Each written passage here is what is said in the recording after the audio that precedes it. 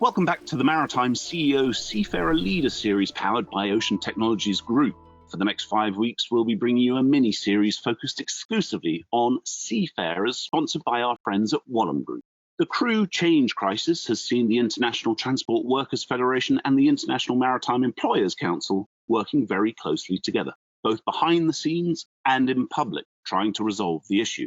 Both Jackie, representing the seafarers, and Francesco, on behalf of the employers, have issued many joint statements in recent months highlighting the very real, stark risks of not fixing the problem. And yet, as we're speaking, according to the rather brilliant crew change tracker that I recommend everyone take a look at on the site of Inchcape Shipping Services, there are still just 17 countries fully open for crew changes. An ongoing survey on our site very firmly lays the finger of blame for this humanitarian disaster on the shoulders of the world's politicians. So, Jackie, if I may, I'd like to start with you. What regulatory changes would you like to see post-coronavirus to make the lives of seafarers and their families better? Well, regulatory changes that I'd like to see that I think are needed is to ensure that more responsibility is placed on the charterers.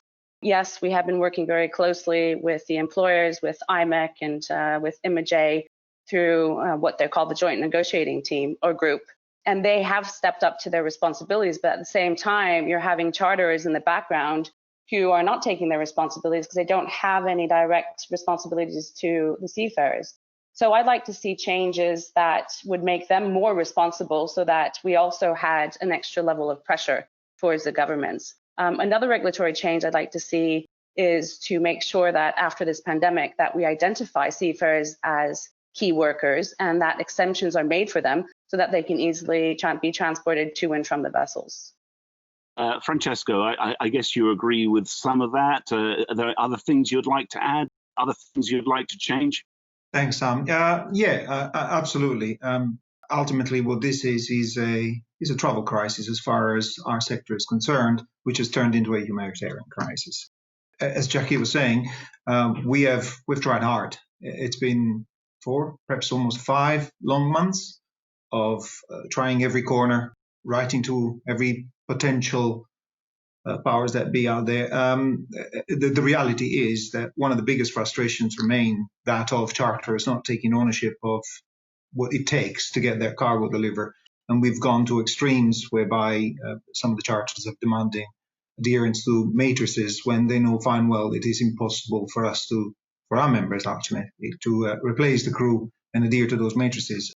There's been a lot of work behind the scenes about trying to get charterers involved into this process. And of course, our members being mostly employers, but also sometimes charterers played a key role in this whole discussion. One of the important tools that was brought forward by BIMCO in particular was a deviation clause, which seeks to share some of the burdens in terms of, and I'm talking financial burdens now, in terms of what it takes to deviate a vessel from its original route to a port where crew changes are indeed possible. And the sad news is there's been very, very little uptake of that clause because, as Jackie was saying, there's little appetite on the charterer's part to share in the problems that the industry is facing. The one other thing I probably would want to add to Jackie's suggestion of give charterers a little bit more responsibility here is perhaps utilizing some of the tools that are already out there, which not many countries have decided to adopt, to use. There's two ILO conventions which are fairly clear.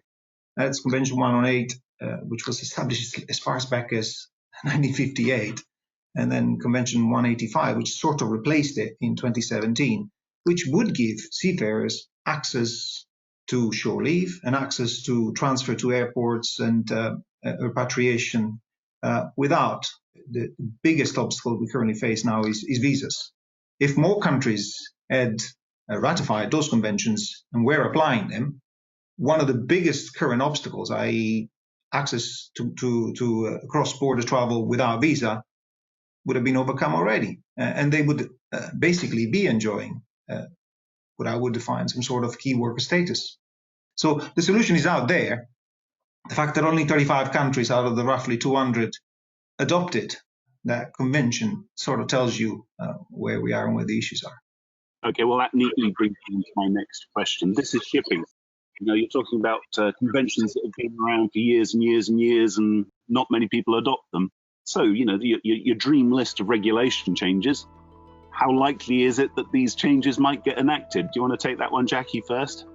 Well, as in anything international, it moves slowly to change regulations that are supposed to be applicable worldwide. But I do think that if we, together with our social partners in the ILO, can bring things forward, we see that change is possible. The Maritime Labour Convention took 5 years to consolidate over 60 instruments into one that is probably the most widely ratified convention ever. And it does have some teeth. And that was done because we were able to come together with our social partners. So I do think that working with IMEC and IMAJ and our social partners, we would be able to get it in. How long it would take for it actually to come into force is another issue. And then, of course, what would happen if they just put things on freeze? Because as we've seen now through this crisis, is that a lot of countries will say, well, we actually have to just suspend our responsibilities that we have implemented by ratifying the convention. Yes, Francesco, that sort of dose of reality sound about right to you? Yeah, unfortunately it does. There is, and particularly the way the world is nowadays, and there's a lot of country looking inwards. And throughout this crisis, we've been talking to a number of governments and to a number of, particularly ministers of transport, and they've been on board. They're keen to facilitate things, but of course they don't necessarily run the show. And very often those decisions are made by the health ministers or people much higher up in the food chain. And this is where the struggle has been, because everybody recognizes seafarers are key workers, and there's been a lot of great words that were meant to make them feel nice and warm. But the reality is, nobody has ever closed the port throughout this, but most ports were closed to crew changes. So ultimately, it's going to be difficult. It's going to be difficult because shipping is sort of the invisible industry, or has been. With all the negatives that came from the COVID crisis, one of the positives is that more and more people you talk to now on the street have become aware of the shipping industry and what it does, and the fact that it brings, depending on which number you pick, 80 to 90% of the world's trade to our shores. It's going to be a long one, because regulatory changes that are applied internationally, as Jackie says, are never easy. And even when they are, let's put it this way. Let's use the perfect example of the IMO 12-step protocol.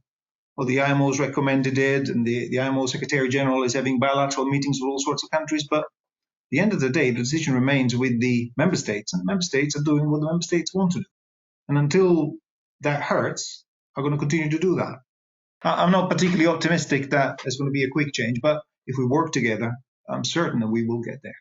Well, thank you both for your time and for all the hard work you've been doing to fix this dire situation. We'll be back next Thursday with another Wallem-sponsored crewing special, which will feature the views from seafarers from right across the world.